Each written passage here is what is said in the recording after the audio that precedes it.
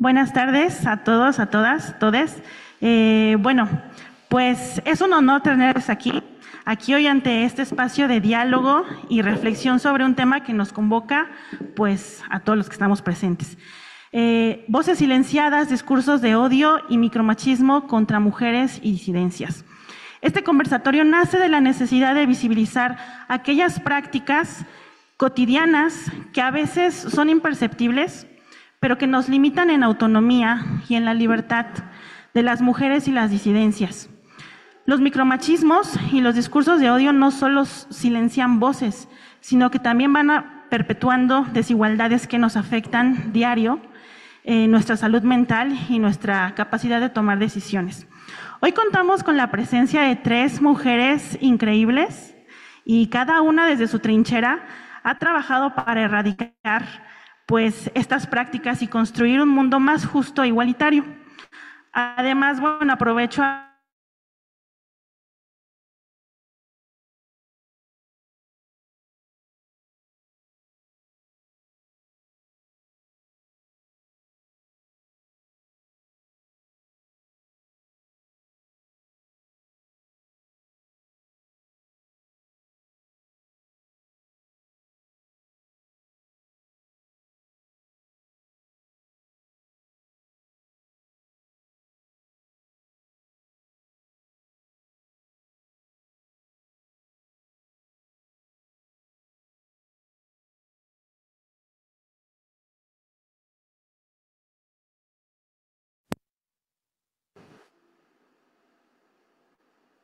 Karen.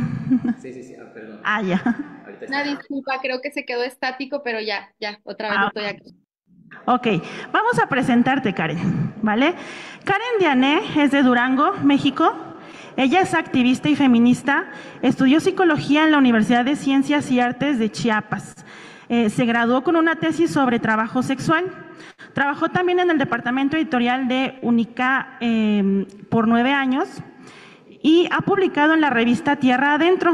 Además, escribió en el periódico Noticias Voz e Imagen de Chiapas como columnista. Y bueno, ella es activista feminista. Ha destacado como convocante de diversas movilizaciones locales y nacionales y también es miembro fundadora de iniciativas feministas y nosotras, agrupaciones políticas feministas. Fue candidata sin partido a una diputación local en las elecciones pasadas del 2018 y actualmente acompaña a mujeres que deciden interrumpir sus embarazos y a mujeres víctimas de diferentes tipos de violencia. Pues ella es Karen Diané. Muchas gracias por acompañarnos, Karen. Muchas gracias a ustedes. Bueno, también tenemos a otra gran mujer, Aurora Martínez. Ella sí está aquí.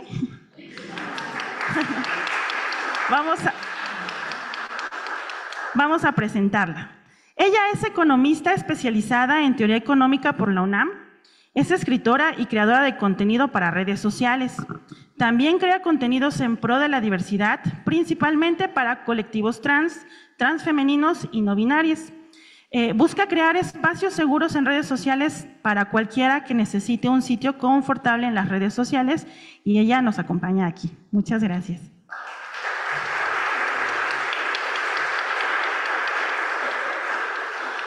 Y por último, tenemos a una de nuestras integrantes del coro Yoliscuicatl, Nur Mora. Ella es de la Ciudad de México, es diseñadora con experiencia de usuario, estudió diseño y comunicación visual en la UNAM y se especializa en el diseño de experiencia e interfaces digitales. Ha trabajado en el ámbito financiero y de comunicación con un enfoque de accesibilidad e inclusión. Se ha especializado en la accesibilidad en el Instituto de Accesibilidad Perú y Here Colors Education, México. En su trabajo busca también garantizar que la tecnología sea intuitive y usable para todas las personas, especialmente aquellas con discapacidad. Entonces, estas son nuestras 3 mujeres que vamos a tener para poder trabajar el tema que pues, nos ha convocado, ¿no? Entonces, cada una nos va a compartir su perspectiva sobre los micromachismos y los discursos de odio. Y bueno, para abrir este diálogo vamos a comenzar con una pregunta que vamos a lanzar para las 3. Esto es para que cada una tenga su participación y a partir de ella es la siguiente. ¿Cómo crees que los micromachismos afectan la autonomía y la toma de decisiones de las mujeres y qué estrategias podemos tomar para erradicarlas? Cedo entonces la palabra pues a nuestra primera invitada, que es Karen Diane. Hola compañeras, compañeros, compañeres, estoy muy feliz de estar aquí con ustedes. No sé si me escuchan. Sí. Gracias. Pues bueno, creo que los micromachismos a veces son pensados como violencias muy blandas o violencias pues que son muy sutiles, ¿no? Porque se llevan a cabo en espacios como muy cotidianos y a veces por eso se le restan importancia, ¿no? Y a veces también pensamos, ay, son micros porque son chiquitos, pero en realidad no es así, se le llama micro porque se dan básicamente en el espacio de las relaciones, o sea, las amistades, las parejas, o sea, los entornos sociales de las mujeres, que no son como tal violencias, pero que sí tienen como la función de estarnos regresando constantemente a el lugar de somos mujeres y este es el espacio que nos toca, ¿no? Entonces, yo sí creo que combatirlos tiene que ver con tomar conciencia una de cuando vamos, de cuando los padecemos, ¿no? De buscar la manera de ser cada vez más asertivas a la hora de decir, oye, eso es un micromachismo, señalarlo, porque aunque es un término que tiene como unos 30 años que se empezó como a popularizar, en realidad es gracias a las redes sociales que en los últimos años pues ha aparecido más presente como en el debate y en el diálogo, ¿no? Pero sí yo creo que deberíamos tomar muy en cuenta eso.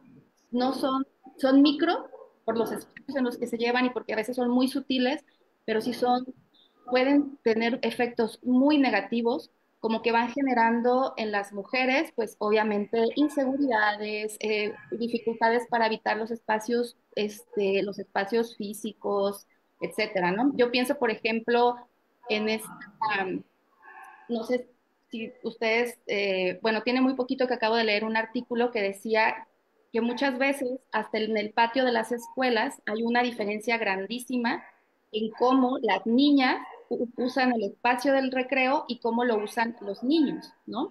Entonces los niños suelen ocupar más espacio, suelen ocupar mucho más las canchas de deportes, en cambio las niñas poco a poco se van haciendo como grupitos y van ocupando menos espacio.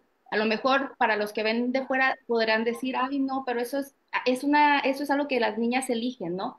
Pero en realidad no, es un micromachismo, es muy evidente ahí que ya desde muy tempranas edades hay esta diferencia en cómo las niñas van ocupando el espacio público y cómo los niños cada vez se van sintiendo mucho más dueños de estos espacios y por lo tanto de poner las reglas y de imponer cuáles van a ser las normas en las que se van a usar pues estos espacios, ¿no? Esto pues por ir echando algunos temillas ahí a la conversación, pero voy a escuchar a mis compañeras.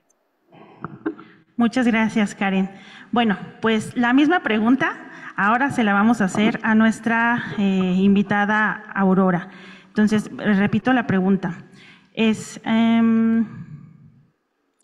¿Cómo crees que los micromachismos afectan la autonomía y la toma de decisiones de las mujeres y las estrategias que podemos usar para erradicarlas?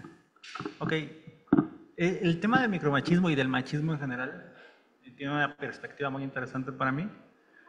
Recuerdo muy bien, bueno, evidentemente soy una mujer transgénero.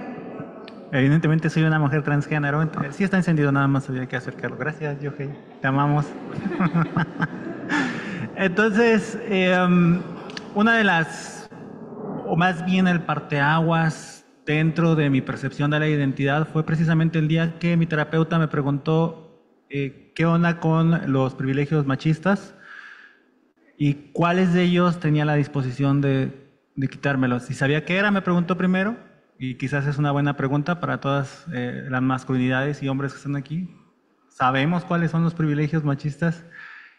¿Cuáles son de los que los hombres disfrutan y que no disfrutan las mujeres? Entonces, me fui con esa idea, me fui con esa tarea y encontré muchas respuestas. Ahorita las iremos platicando, pero me di cuenta que el machismo es como una malla que envuelve a todas las personas, que las entrelaza Y luego los micromachismos son como hilos, ¿no? Como esos hilos que le dan fuerza a esa malla, que la hacen resistente y que la hacen muy, muy difícil de romper. Es muy complicado romper con ese entramado de machismo en el cual estamos insertadas, insertados e insertades, porque todas las personas estamos aquí cubiertas por ese manto, por esa malla. Y entonces, ahora sí respondiendo a la pregunta, pues los micromachismos, estas conductas que parecen ligeras, que parecen cotidianas, que parece que son naturales, porque hay mucha gente que dice es que es la naturaleza del hombre, es la naturaleza de la mujer. Al final, todas estas conductas van limitando la expresión de las personas y la manera en la que se conducen respecto de otras personas. O sea, ya yo se los he compartido muchas veces en otros espacios, ya desde antes de que tú nazcas, por tu género, por tus genitales más específicamente, se definió quién vas a ser, cómo te debes comportar, a qué escuela vas a asistir, qué vas a estudiar, con quién te vas a casar, cómo vas a vivir, dónde vas a vivir, qué tipo de profesión vas a tener y cuáles van a ser tus roles en la sociedad.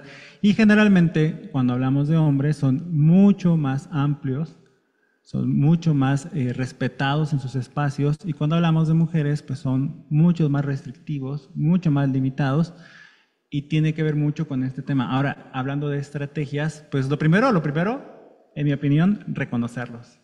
O sea, verlos, ver que están ahí y tener la intención de hacer algo. Ese sería, yo creo, como el primer paso. Reconocerlos en mí siendo mujer, siendo hombre, siendo persona no binaria. Todas, todos, todes estamos mezclados en esta malla. Pero bueno, hasta ahí para que sigamos participando. Muchas gracias, Aurora. Bueno, y ya nos queda nuestra última participante para contestar la pregunta. Entonces, Nur, ¿cómo crees que los micromachismos afectan la autonomía y la toma de decisiones en las mujeres y las estrategias para erradicarlos? Bueno, creo que complementando lo que han dicho mis compañeras, yo no veo los micromachismos como algo pequeño, sino simplemente son agresiones que normalizamos en el día a día. No hay machismo más grande y más pequeño, no hay violencia que crezca más o crezca menos. Violencia es violencia. Y todos estamos sometidos a ser, como decía mi compañera, tanto a perpetuarlo, a dejarlo pasar o a ser víctimas de ellos si no los reconocemos. Es muy fácil dejarnos llevar por los sesgos cognitivos que todos tenemos, y también creo que sí sería importante comenzar a ver qué actitudes nosotros tenemos, qué pensamientos podemos llegar a tener que estén perpetuando esa agresión sistémica.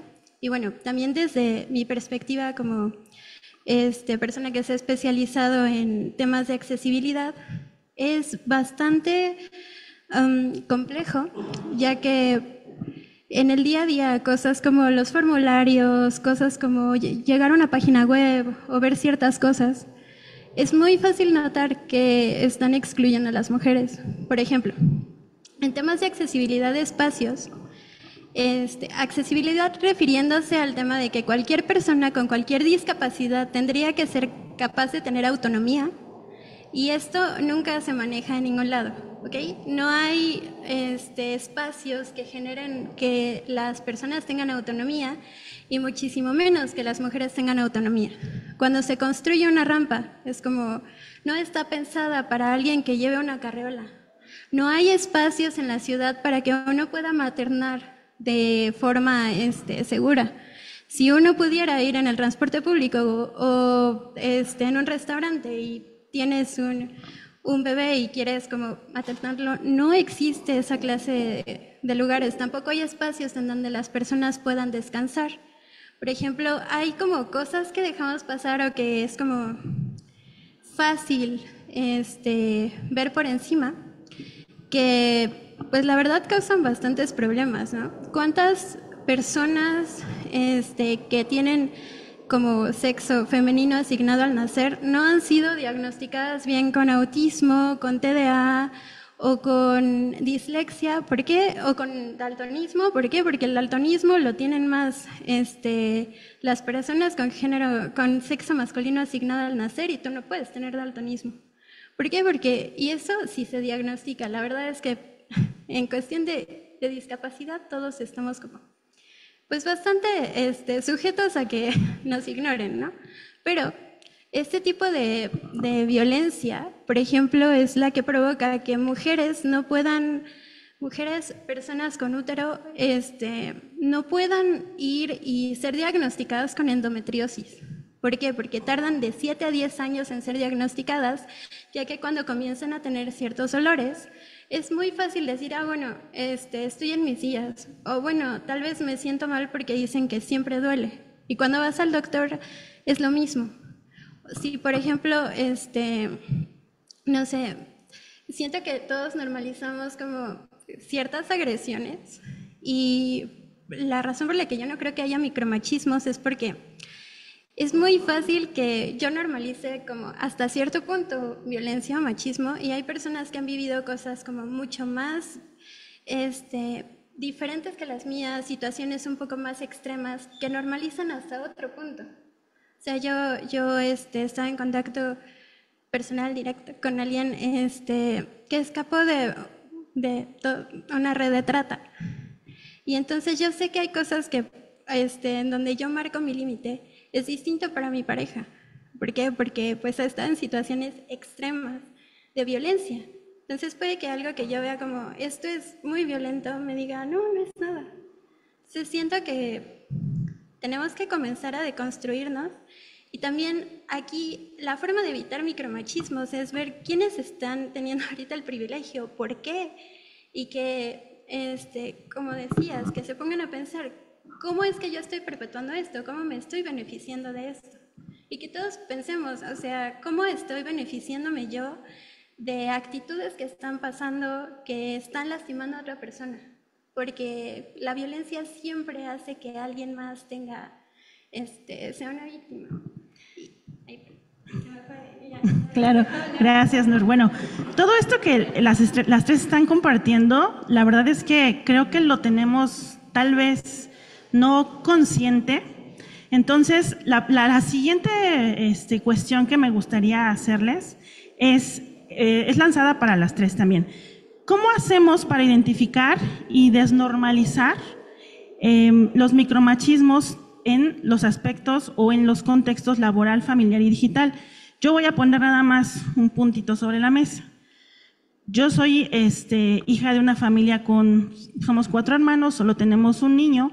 El niño fue pues menor que yo, pero durante todo mi desarrollo mi hermano siempre es que él es el hombre de la casa, ¿no? Y todo eso se acompañó durante nuestro crecimiento.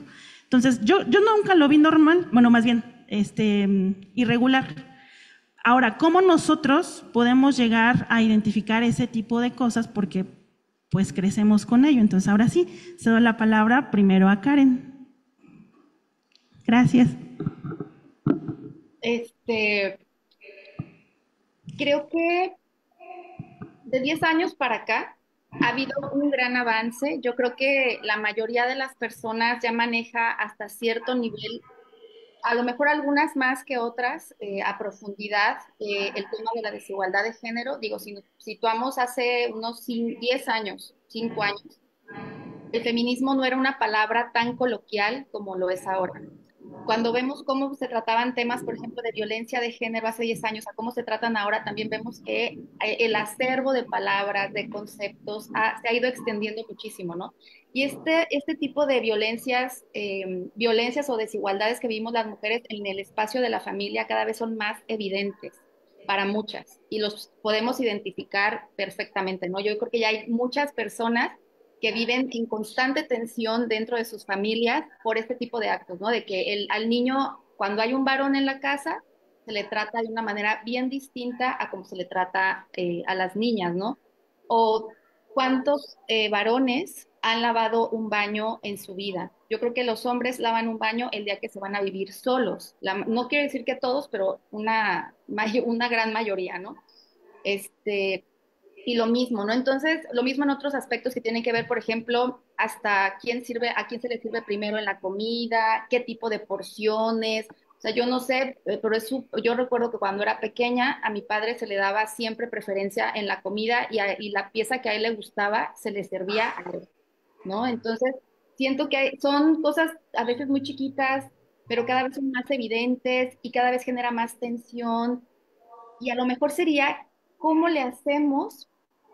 Porque bueno, no sé si les pase, pero acá siempre en cada Navidad se viraliza este meme de ahora que sea Navidad, deja que los hombres también hagan algo, porque es muy evidente cómo en ciertos festejos también se separan. Las mujeres son el espíritu navideño y pues los hombres, ellos van ahí nomás como a disfrutar de la fiesta, ¿no? Pero en realidad quien hace todo este tipo de gestión, pues en su mayoría siempre son las mujeres. Y creo que esto empieza a ser muy, muy, muy evidente.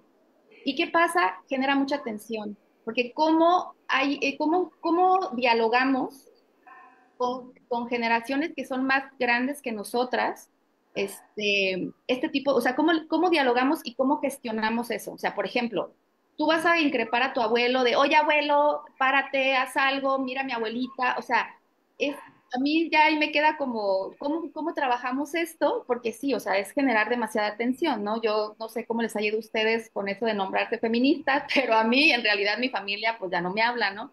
Porque sí llega un momento en que somos, pues, esto, las que estamos todo el rato señalando, criticando y poniendo incómodas a las personas. Esto por decir, por retomar un poco el ejemplo de la compañera, ¿no? De la familia, y porque sí, porque es un lugar muy evidente, pero también hay que tomar en cuenta que mucha de esta desigualdad que vivimos en lo cotidiano tiene una estructura que la sostiene, ¿no? No solamente son estas actitudes, sino también dentro de la misma familia, a quién se le asignan más recursos, a quién se le prioriza el cuidado, a quién se le prioriza los estudios. Y nos vamos a dar cuenta que muchas veces va a ser también, pues, a los varones, ¿no? Entonces, pues bueno, creo que esa sería mi participación. Muchas gracias, Karen. A ver, ahora Aurora, por favor, compártenos tu punto de vista. Y sabiendo también que apoyas a los grupos trans, me gustaría hacerte también una pregunta. Desde tu trabajo en la creación de contenido, los discursos de odio y micromachismos, ¿cómo los identificas o cómo los ves en las plataformas digitales? Ok, lo primero que tendría que decir es que el machismo y los sistemas patriarcales, primero tendríamos que entenderlo como lo que son una estructura. O sea, todo lo que como sociedades occidentales particularmente, pero muchas otras también, todo lo que como sociedades hacemos, pensamos, diseñamos, construimos, experimentamos, están construidos, están implantados en esa estructura. Entonces, para la primera pregunta de cómo puedo yo vencer el machismo, los micromachismos, no puedo, desde el punto de vista de que no puedo vencer la estructura por mí misma, o por mí mismo, o por mí misma, ¿no? La estructura va a estar ahí a pesar de mis esfuerzos individuales. Entonces se requiere un poderoso esfuerzo colectivo de transformación, de regeneración, de ir modificando conductas constantemente entre todas las personas alrededor de nosotros. No hay manera de que yo pueda hacer cambios sustanciales. Puedo hacer cambios importantes en mi vida e influir en mis seres cercanos. Yo tengo hijos, 2 hijos hombres, así lo digo porque se identifican como hombres, ¿no? Ya les pregunté. Es una buena manera de vencer los machismos es preguntando esto. Entonces, son 2 niños que se identifican como hombres, y con mi esposa, que también está aquí, a veces pensamos, ¿de dónde sacó esto? O sea, ¿de dónde sacó esta conducta? O sea, y se los decimos, ¿no? Así, eso es machismo, hijo, ¿de dónde te salió? Y no es que se lo hayamos enseñado en casa o lo haya aprendido en casa, simplemente la estructura le da ese privilegio, esa ventaja y la ejerce. O sea, yo nuevamente ahora les cuestiono, ¿quién aquí no ejercería una ventaja cuando la tiene al alcance? Es prácticamente imposible que la tengas a la mano y no la utilices. Entonces es bien difícil cambiar esa estructura porque así es como funciona. Todo aquel que tiene al alcance el privilegio machista, probablemente recurra a él eventualmente, ¿no? Y es muy complicado evitarlo y cambiarlo. Y toda mujer que pueda poner a un ser querido en privilegio y en ventaja, probablemente ejerza el privilegio machista para darle esa posición a su hijo, a su hermano, a su padre, y lo vemos todo el tiempo, ¿no? A veces en situaciones muy insignificantes, entre comillas, y a veces en situaciones muy riesgosas y muy peligrosas. Entonces, hay que hacer un esfuerzo colectivo. Por supuesto, si tienes que empezar por ti misma, tienes que hacer el cambio tú, tienes que empezar este famoso y tantas veces mencionado proceso de deconstrucción. Tienes que analizar cuáles son esos machismos que tú estás ejerciendo. Si tú eres una masculinidad, pues entonces cuáles son de los que estás disfrutando y cómo vas a hacer para despojarte de ellos. Esa es una pregunta que yo no tengo la respuesta, la verdad. O sea, yo me fui por el camino fácil, ¿no? Yo dije, pues me despojo de todo y listo. Entonces, ahí cada masculinidad pues decidirá cómo va a despojarse de ese privilegio y cómo va a ejercer una masculinidad más responsable. Y en el caso de las mujeres y de las personas no binarias, ¿cómo vamos a evitar darle a esos hombres esa posición? Porque lo estamos haciendo. Todo el tiempo, en todo momento, lo estamos haciendo. Le seguimos dando esa posición y ya luego discutiremos sobre ejemplos. Ahora, ¿cuál fue la segunda pregunta? Perdón. Sí. Tú que te dedicas a las redes sociales, ajá, y creación de contenido, ¿cómo percibes los discursos de odio y micromachismos cuando se manifiestan en las plataformas digitales? Y creo que de los presentes aquí todos hemos tenido algún como contacto, ¿no? Entonces, esa es la pregunta. Ok. Soy una mujer transgénero, entonces ya se imaginarán. Creo que en general, cuando se trata de género, cuando se trata de identidad de género, en general el odio proviene del machismo, ¿no? Yo lo he pensado muchas veces, ¿por qué el simple hecho de ser una mujer transgénero en este caso me pone en una situación tan vulnerable con tantos hombres? Porque nuestros agresores son principalmente hombres, ¿no? Y hay muchas explicaciones, pero una de estas muchas explicaciones es que el hombre ve a la feminidad, el hombre machista, lo aclaro, para que nadie se sienta aludido aquí, el hombre machista ve a la feminidad como una debilidad. No es como el machismo es la recompensa de los que ganaron, de los que triunfaron en este proceso evolutivo de nuestras sociedades. Por tanto, en este pensamiento dicotómico bastante simple, que además es propio del machismo, por tanto, la feminidad es entonces la debilidad, ¿no? Es la cara opuesta de esta moneda. Entonces yo debo aspirar a todo lo masculino y digno, porque es hombre bello, y debo rechazar todo lo femenino, todo lo que es opuesto a esta masculinidad. Entonces creo que cuando se trata de identidades transgénero y en general en redes sociales, cuando las mujeres comunicamos mensajes, de ahí viene ese odio, ¿no? Es muy perceptible. Y generalmente el odio hacia las feminidades y específicamente hacia las mujeres trans no pasa ni siquiera por el tema de la identidad de género, sino por el tema de la feminidad. O sea, ¿cómo te atreves a ser una persona femenina? ¿Quién te dio permiso? Porque yo no te di permiso, entonces yo tengo derecho porque la evolución social me dio el derecho de lastimarte, de herirte y de matarte. Entonces sí es un tema muy riesgoso, muy peligroso, y he de confesar que la mayoría de los hombres en algún punto o en algún momento sienten este derecho de estar por encima de las mujeres transgénero. Entonces, aguas, los estamos observando. Muchas gracias. Bueno, y Nur, para cerrar este bloque, entonces, tú como también experta en el área pues de accesibilidad, con las tecnologías, ¿cómo podemos hacer que no se reproduzcan estos micromachismos o discursos de odio en estos espacios? Ok, desde un ámbito como técnico, se tendría que tomar en cuenta como todas las posibles variables que puede llegar a tener una persona para que, por ejemplo, cuando llenes un formulario no solo te diga hombre, mujer y ya. O sea, sino para que puedas tener el derecho de expresar tu propia identidad, para que puedas tú Si estás usando una aplicación, una web, lo que sea, necesitas sentir que tienes autonomía. Si no la estás teniendo, no funciona y no está bien. Entonces, aquí, o sea, súper técnico esto, ¿no? Tendríamos que garantizar la autonomía de todos los que utilicen cualquier aparato tecnológico. Tendríamos que considerar todas las posibles variables que pueda llegar a tener un cuerpo. Ahora, ya desde algo como más social, creo que las redes sociales han dado pie a radicalizar discursos de odio de una forma muy exacerbada.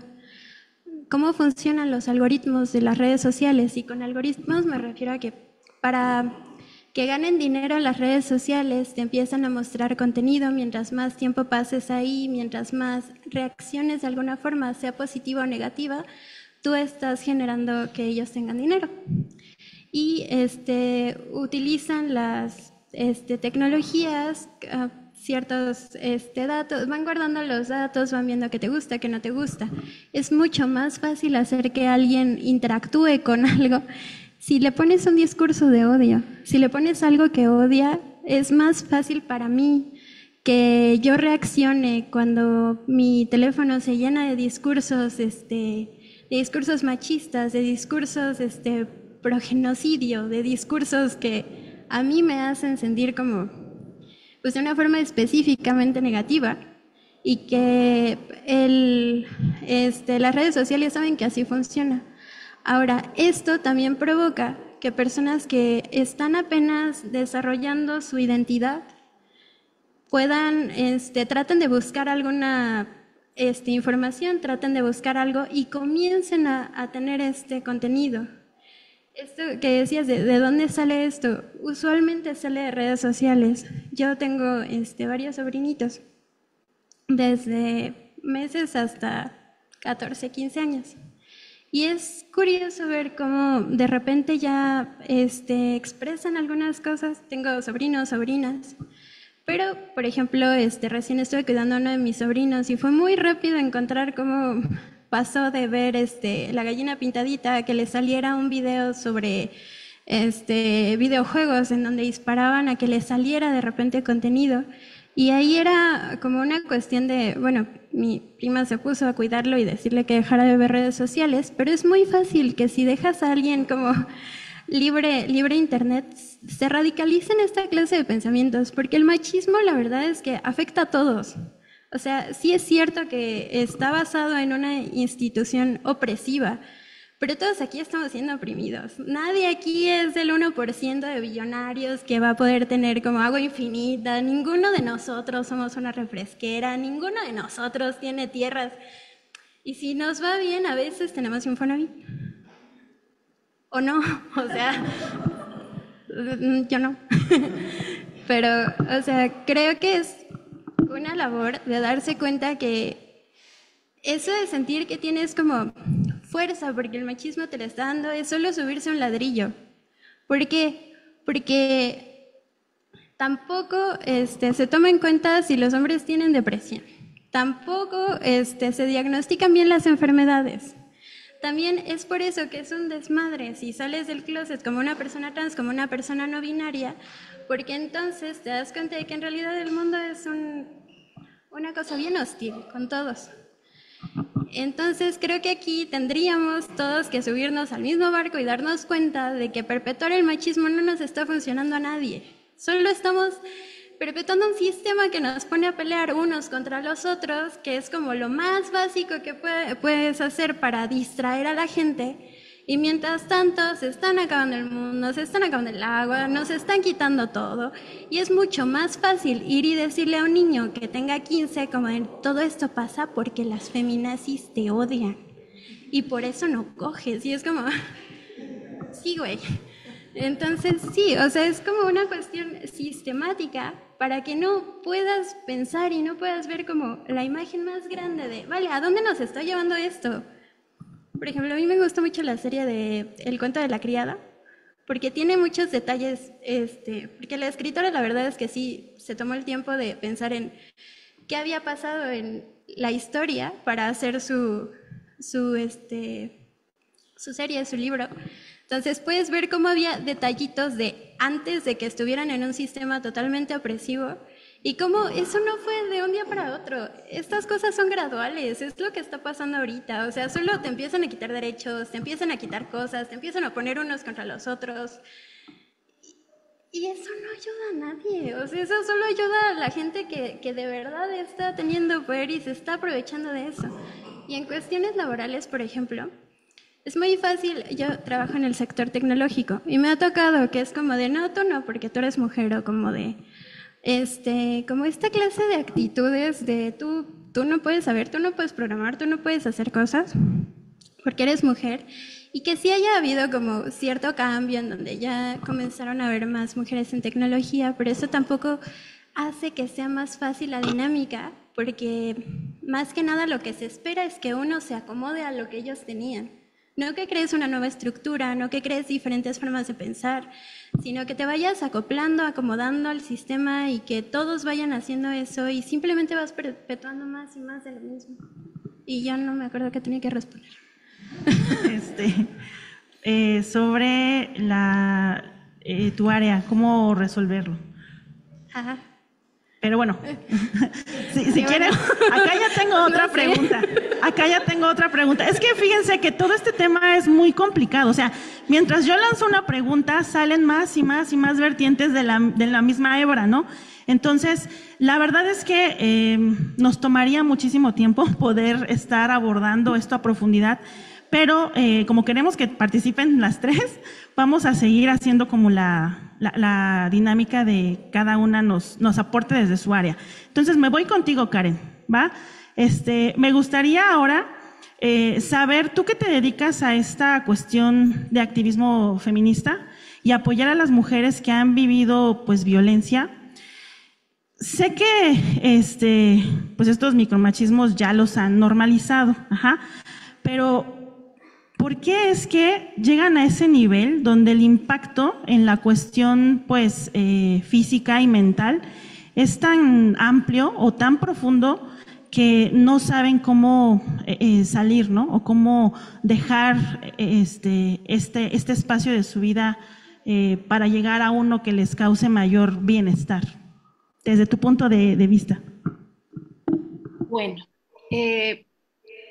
tiene que ver con cómo hemos sido educadas desde pequeñitas las mujeres para vincularnos con el mundo, con todos los espacios, con nuestras parejas, etcétera, ¿no? Muchas mujeres no dejan, ¿cómo se llama?, relaciones de abuso, cuestiones emocionales, porque dependen emocionalmente de su agresor o porque dependen económicamente también del agresor. O sea, cuando una mujer tiene poca autonomía material, o sea, difícilmente se va a plantear dejar a su agresor porque depende económicamente de él, porque vivimos en un mundo en donde las mujeres tenemos un menor acceso a la vivienda, la mayoría de las veces estos agresores pues las manipulan con te voy a quitar a los hijos. Ya sabemos que el tema de la violencia vicaria también ha tenido como una visibilidad en los últimos años, pues bastante importante.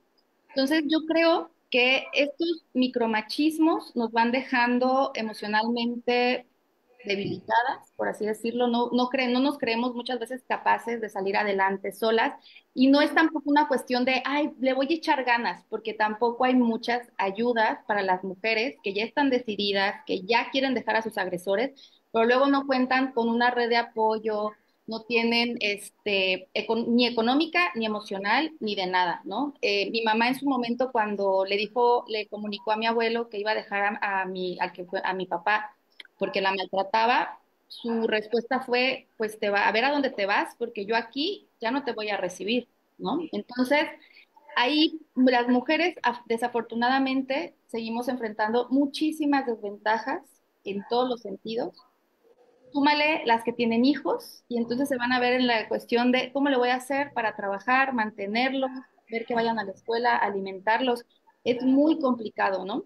Yo estaba viendo, por ejemplo, que en otros países existen unas redes por las mismas razones de que ya no hay una fuerte, lazos comunitarios, por así decirlo, ¿no?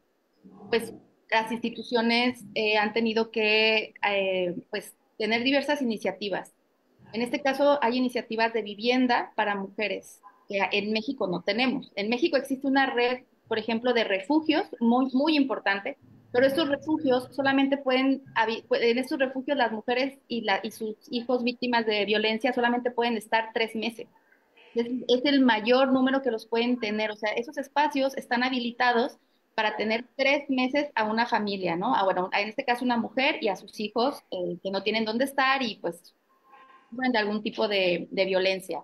No, a veces no puede haber mascotas y en estos espacios, ¿no? Yo recuerdo mucho el caso de una señora que igual fue víctima de violencia, nos pidió apoyo porque el padre de sus hijos era súper agresivo y ella temía por su vida y no podían llevar a su perrito, entonces fue todo o sea, no podían salir de la casa, irse al refugio, porque en el refugio no le aceptaban a la mascota familiar, ¿no? Entonces, de repente sí es complejo cómo se diseñan estas ayudas para las mujeres que no toman en cuenta la forma en la que viven estas mujeres, ¿no? Pero yo sí creo, por ejemplo, ahorita la presidenta anunció pues que iba a haber una ley para que si tú eras agredida, el que se fuera de la casa, pues fuera el agresor. Pero es bien complicado porque que se vaya el agresor no neutraliza el peligro que sigues corriendo si tu agresor es una persona pues violenta y pues, ya sabemos cómo terminan en muchos sentidos estos casos, ¿no? Los feminicidios en nuestro país suceden a razón de 11 al día y pues estas 11 mujeres que son víctimas de feminicidio todos los días, el 70% es pareja o expareja. Entonces, eh, es difícil abordarlo solamente desde las colectivas porque nosotras tampoco tenemos todas estas infraestructuras, todos estos recursos de los que a veces requieren las mujeres que son víctimas de estas violencias, ¿no? Pero yo creo que el activismo, seguir señalándolo, que cada vez hay más redes de apoyo, pues es una buena manera de abordarlo y nunca quitar el dedo del renglón, que hay que hacer políticas públicas. Como les comentaba, hay países en donde hay unidades habitacionales específicas con viviendas para mujeres que están saliendo de relaciones abusivas y no tienen dónde vivir. Y no son lugares ni precarizados, ni insalubres, ni habitados, ni inhabitables, perdón, son lugares muy dignos y muy decentes, y yo creo que esa sería una muy buena manera de invertir buena parte de nuestro presupuesto, ¿no? En vivienda subsidiada, por ejemplo, para mujeres que no tienen dónde vivir, y más allá de solamente las mujeres que sean víctimas de violencia o de un ex violento, ¿no? En general, la vivienda social debería ser un derecho pues para todas y para todos y todes, ¿no? La verdad. Ay, muchas gracias. Fíjense que viendo aquí como todos los elementos, también pues tengo acá algunas preguntitas para ti, Aurora. Entonces, me gustaría que bueno, porque tú estás más metida en el apoyo y en la cuestión de las redes sociales. Entonces, sabemos que no es algo que vamos a dejar, ¿no? Porque ya estamos en un entorno que necesitamos utilizarlas, pero también sabemos que están jugando un papel pues fundamental para perpetuar estas prácticas. Entonces, ¿de qué manera nosotros podríamos tal vez buscar empezar a erradicar estas prácticas? Bueno, si es que es posible que lo hagamos. ¿En las redes sociales? Ok, lo primero que yo tendría que decir es que las redes sociales no son necesariamente algo negativo. Son una herramienta tremendamente poderosa. De hecho, la principal razón por la que estamos todos nosotros aquí es porque en algún momento, gracias a redes sociales, conocimos a alguna creadora, algún creador, alguna creadora de contenido que nos tocó, que nos hizo reflexionar y que nos hizo cambiar. Y si lo hicimos antes de ese momento, probablemente, casi podría asegurar que el 100% de las personas que estamos aquí, por lo menos alguna vez ha visto a alguien que emite un discurso que nos llegó, que nos hizo reflexionar y que nos ha permitido crecer y mejorar. Entonces, el gran conflicto con las redes sociales, que sí tiene que ver con el tema de los algoritmos, por supuesto, es que nos crean espacios de burbuja. O sea, nosotros a veces llegamos a creer que las redes sociales es el mundo. y no son el mundo. El porcentaje de personas que efectivamente tenemos y visualizamos redes sociales es pequeño. Probablemente tú vas a decir, bueno, no tan pequeño porque toda mi familia tiene TikTok, ¿no? Y todos mis sobrinos hacen videos de TikTok y ahí están bailando en el TikTok. Entonces, sí, pero sigue siendo tu burbuja, sigue siendo tu pequeño entorno. La mayor parte de las personas en el mundo no están inmersos en ese mismo entorno. Entonces, lo primero que yo te recomendaría hacer, si tú quieres despersonalizarte un poco de las redes sociales y actuar más en el mundo real, sería precisamente eso, despersonalizarse de las redes sociales. Entender que ni negativa ni positivamente las redes sociales representan al mundo, representan a un sector de personas, y como les he dicho muchas veces precisamente en redes sociales a quienes me siguen, aquí el conflicto es que las personas que son conservadoras, que son de derechas, ultraderechistas, fascistas, etcétera, suelen ser más escandalosas que las personas que no lo somos. O sea, suelen hacer contenido suelen hacer contenido más ruidoso porque no tienen limitaciones morales y éticas que nosotros sí tenemos. O sea, nosotros dentro del espectro progresista, no sé si tanto de izquierda, pero sí progresista, solemos tener cierta ética, cierta empatía, cierta moral que compartimos con otras personas. Y entonces, cuando yo creo contenido, cuando Aurora está ahí creando un video, está corrigiéndose todo el tiempo diciendo, no puedo decir esto porque esto podría lastimar a este sector, pero sí debería decir esto, pero tal vez si digo esto estaría provocando dudas sobre identidades transgénero o sobre personas no binarias, y entonces estoy empezando a moderarme y a autocensurarme, lo cual es correcto, o sea, está bien, no tiene nada de negativo.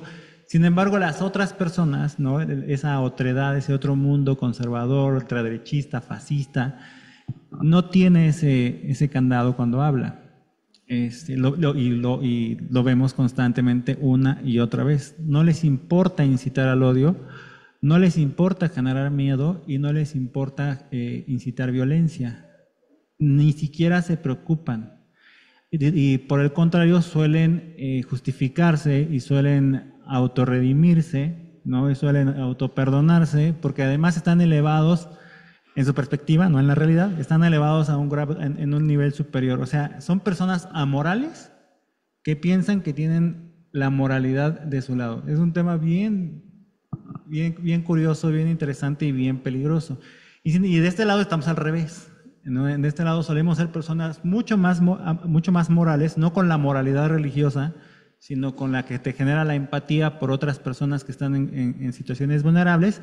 Y solemos, como personas con una moralidad mucho más potente, contener nuestro discurso y enfocarlo a espacios mucho más reducidos. Entonces, nuestra burbuja de acción, de la que les hablaba hace rato, se hace más pequeñita, más reducida, más contenida. Y además enfrentamos otra dificultad en redes sociales y en el mundo en general, y es que progresismos hay muchos.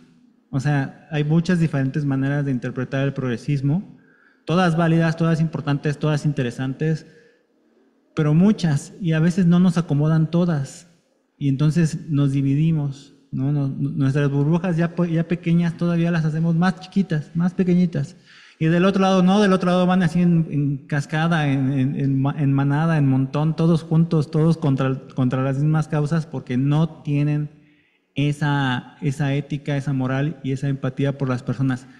Les vale. Entonces hacen lo que quieren, como quieren, y no hay nadie que los pueda contener. Son como es que a mi esposa le gusta mucho lo que voy a decir, son como una gran horda de zombies. Son como muchos zombies que se dejan venir, que nadie los puede contener, que nadie los puede evitar y que no hay manera aparentemente de contenerlos. Entonces, lo que yo podría decir de cómo frenar ese discurso y cómo imponer nuestro discurso y utilizar las redes sociales a nuestro favor es hablar más fuerte. Okay, nosotros tenemos, yo no tengo ninguna duda de ello, tenemos la verdad, y no solamente tenemos la verdad, sino tenemos una verdad contundente basada en ciencia, en derechos humanos, basada en ética, en empatía por otras personas. Entonces, si tenemos esa verdad, tenemos que imponer esa verdad. Dice una frase feminista muy famosa que los lugares se toman, no se piden. Entonces necesitamos tomar esos espacios y hacernos de esos espacios. Y especialmente a las personas transgénero. Ya vi que habemos varias, entonces especialmente a las personas transgénero, pues tenemos que imponernos y tomar esos lugares que nos corresponden y que nos fueron arrebatados. Entonces, creo que las redes sociales pueden ser una gran herramienta, pero sí necesitamos empezar a hablar más fuerte, con más contundencia, y hay mucha gente que crea contenido que lo hace y que me parece fantástico. Y al final nunca vas a poder evitar que la gente tenga que tomar su decisión sobre qué le satisface más. Y como dije hace rato, generalmente la ventaja, el privilegio, tiene como un gustito que la gente prefiere por encima de la empatía, de la moral, del progresismo, del compartir, del ir hacia adelante como sociedad. Entonces, pues ahí está la tarea. Muchas gracias, Aurora. Bueno, voy a hacerle una pregunta a Nur. No sé si haya tiempo para que alguien, si tiene alguna pregunta, se las quiera hacer a ellas.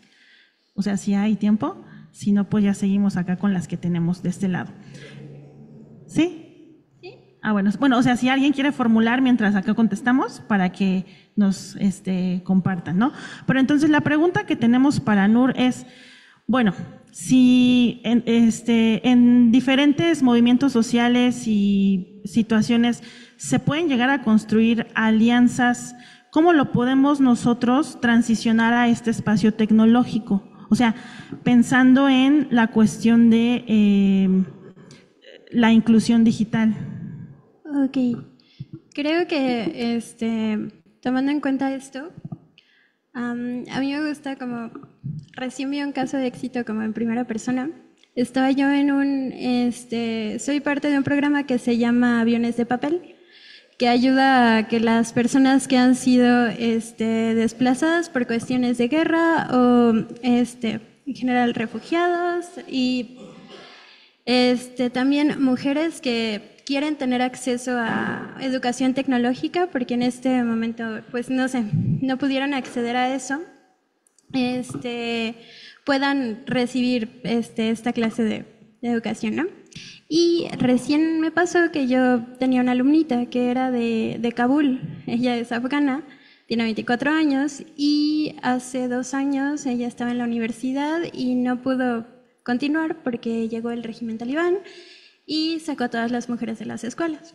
Ella comenzó a buscar como que diferentes programas por medio de internet, redes sociales, y así encontró este programa. Yo le daba clases de inglés, es muy lista, ella está estudiando ciencias de la computación. La verdad es que, pues no sé, gracias a ella aprendí muchísimas cosas de la cultura afgana y también, pues ella era muy musulmana y aprendí más sobre esto. O sea, aquí no estamos atacando a ninguna religión ni nada, solo que su condición social era una como muy específica, muy difícil. Y entonces, por medio de este programa, ella comenzó a tomar clases también como para programar y para hacer otras cuestiones que quería. Logró conseguir una beca, logró conseguir un trabajo y en ese trabajo le dieron la oportunidad de seguir estudiando en línea y entonces como continuar su educación a pesar de su entorno social y cultural. Aquí lo que me dio como mucha curiosidad es que usualmente cuando vemos como situaciones de otros países consideramos que son lejanas, pero creo que las redes sociales y la tecnología nos ayuda a acercarnos entre nosotros y nos ayuda a darnos cuenta de que en realidad no somos ajenos, no hay un nosotros, no hay un ellos. Todos estamos pasando por diferentes situaciones. Por ejemplo, cuando yo le contaba a ella, así como ella me hablaba sobre que desde los 4 años estaba en guerra, y yo así de, no, qué feo, aquí en mi país, pues. Y entonces comencé a pensar y fue como de, claro, que teníamos un problema con el narco y yo no pude visitar a mi familia en Michoacán como en 20 años. Y dije, pues todos tenemos como diferentes situaciones como bien jodidas, ¿no?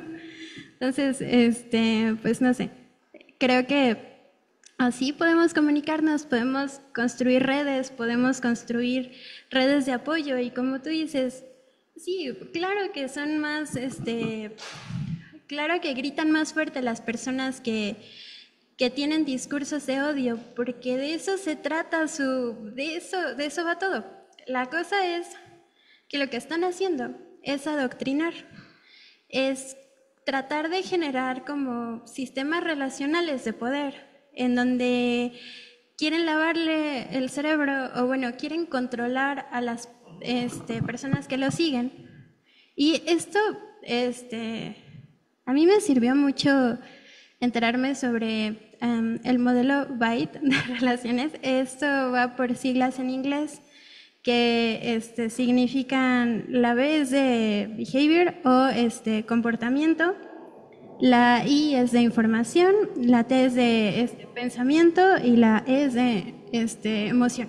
Se supone que cuando estás en una relación que tiene poder desigual, esto aplica para cualquier relación, o sea, uno a uno, esto aplica por si estás en una relación abusiva, aplica si estás en un trabajo que está siendo abusivo, aplica para cualquier cosa. Cuando comienzan a tratar de decirte cómo debes de comportarte, regular qué puedes hacer, qué no, dictar dónde, cómo puedes ver a las personas, y comienza a haber esta clase de premios o castigos por cosas que haces. Cuando también comienzan a darte información como a cuentagotas y solo la que les conviene a ellos. Cuando comienzan también a decirte qué pensar, porque pensar lo contrario está mal, y cómo deberías sentirte respecto a alguna cosa, ahí ya estás en un sistema relacional de poder desigual, ahí ya estás en una situación desigual de poder, porque te están diciendo y están tratando de controlarte. Usualmente la gente que hace estos contenidos, lo primero que te dice es como, tú deberías pensar esto, esto y esto, tú deberías vestirte así, tú deberías ser así. Y tratan de controlar cómo debería ser cada aspecto de cada persona, porque eso es lo que les conviene, porque así es más fácil tratar de, pues, reducir a las personas a una masa que no es individual, a que no puedas darte cuenta de que en realidad no estás sacando nada bueno de eso. Entonces, creo que lo más importante es que cuando alguien te dé una información, la puedas revisar y puedas ver si va de acuerdo a lo que tú quieres o no, y qué es lo que te están diciendo. Hay mucha información allá afuera, y lo más importante es que puedas aprender a filtrar y puedas empezar a ver estas clases de lenguaje que está destinado como a convencerte, porque hay personas que llegan también diciéndote como, no, pues yo, salen muchos estos memes, ¿no? De personas que dicen, no, yo soy una aliada y yo puedes contar conmigo, pero en realidad es porque están tratando como de vulnerar ciertos espacios o tratando de meterse. Entonces también vale la pena comenzar a ver de la información que recibes digitalmente, ¿qué te está haciendo sentir? ¿Te está haciendo sentir de cierta manera porque está construido para que sientas eso? O de verdad tú sientes lo que, o sea, la sensación es original, tu pensamiento es original, lo estás sacando de ti o no, y si no, o sea, tampoco tiene nada de malo que saques inspiración de otras personas o de otros creadores de contenido. Simplemente creo que siempre es muy importante recordar que necesitas tener tu propio criterio para aceptar o no cosas. Por ejemplo, ¿ya? Muchas gracias, Nur. Fíjense, esto que nos está diciendo, la verdad es que creo que también lo tenemos como muy a flor de piel en todos lados, y no todos estamos como ubicados en los mismos contextos, ¿no? Entonces, por acá tengo algunas cuestiones, no sé quién podría responder esta cuestión, voy a lanzar la pregunta y quien tenga como una perspectiva que nos pueda como guiar, puede hacer la participación, ¿no? En el sentido de la educación, porque esto también impacta, ¿no? ¿Cómo haríamos nosotros o cómo vemos que la educación puede jugar en la manera de erradicar? Ya nos decía Nur, es que cada quien debe tener su propio criterio, ¿no? Pero el criterio también luego está como un poquito encaminado, ¿no? O está sesgado, pues. Entonces, ¿cómo podríamos nosotros ir como haciendo que esta parte educativa elimine o erradique las prácticas de los micromachismos?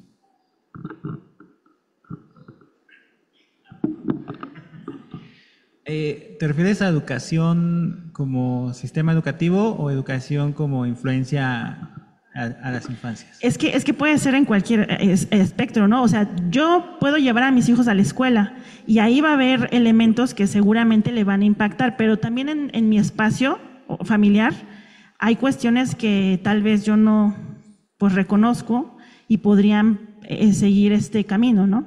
Cualquiera de las áreas. Ok. Hablando de educación como sistema, ¿no? Por supuesto es un desafío muy grande, es un desafío muy, muy importante, porque igual que todas las cosas, como hablábamos antes, igual que todas las cosas está sujeto a esta estructura, ¿no? A esta estructura capitalista, patriarcal, machista. Entonces, los sistemas educativos en general están sujetos a esta misma estructura.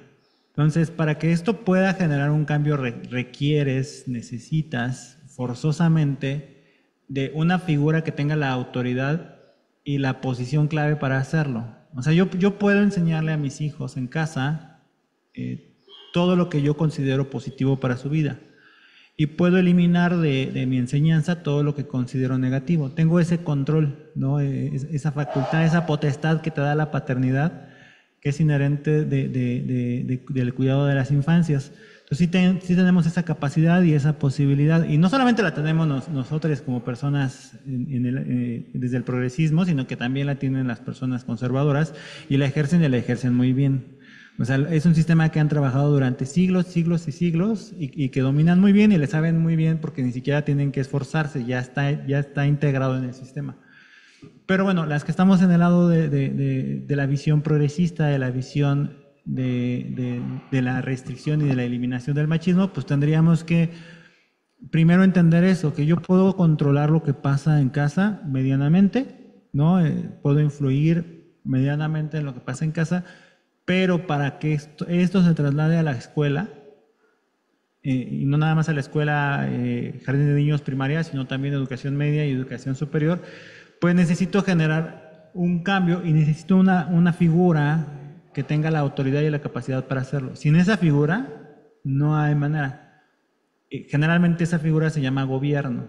Entonces, sin el gobierno no hay manera en la que yo pueda generar este cambio, porque quien decide es el gobierno en sus diferentes escalones, ¿no? Ya sea, hablando de repúblicas, poder ejecutivo, poder legislativo, poder judicial, son estos quienes toman las decisiones al final de cuentas. Entonces, se vuelve una tarea muy colectiva, como yo les decía hace rato, es una tarea muy de todas, todos, todes, y se vuelve una tarea de ir generando cambios estructurales e ir posicionando a las personas que por lo menos me han demostrado en el discurso, y quizás con algunas evidencias también en su actuar, que tienen pensamientos similares a los míos. Y aquí yo ya estoy hablando como de teoría económica y política, ¿eh?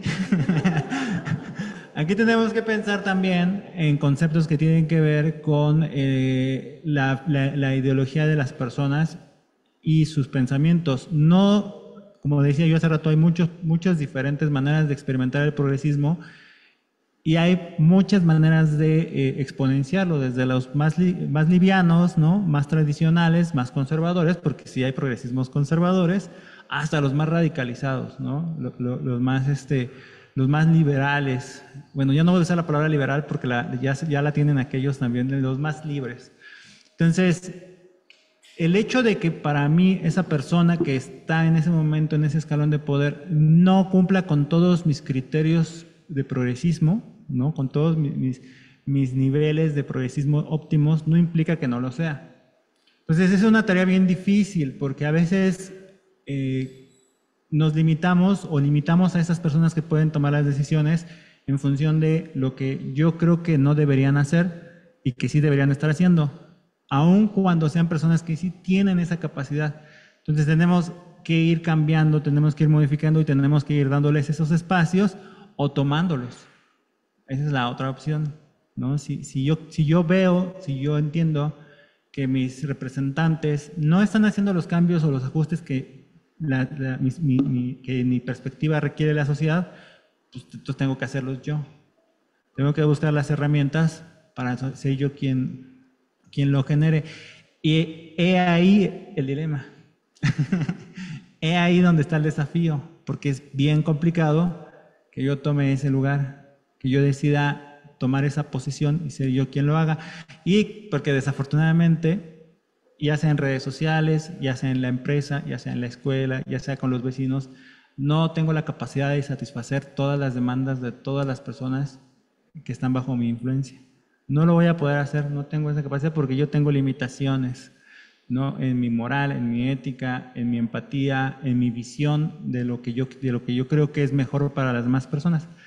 Entonces, pues, por eso yo les decía hace rato, ese es en el entramado del progresismo, ese es quizás el mayor desafío, la gran variedad de personas distintas, con ideas distintas, con pensamientos distintos y con radicalizaciones diferentes, que no nos convencemos las unas a las otras de ir juntas y de seguir adelante. Y ya nada más para terminar esto, que tiene que ver con la educación, por eso es tan poderoso, por eso es tan contundente el movimiento feminista, porque es uno de los muy pocos movimientos, junto con el movimiento LGBTIQ+, de los muy pocos movimientos que ha logrado aglomerar gran cantidad de pensamientos diferentes bajo las mismas causas.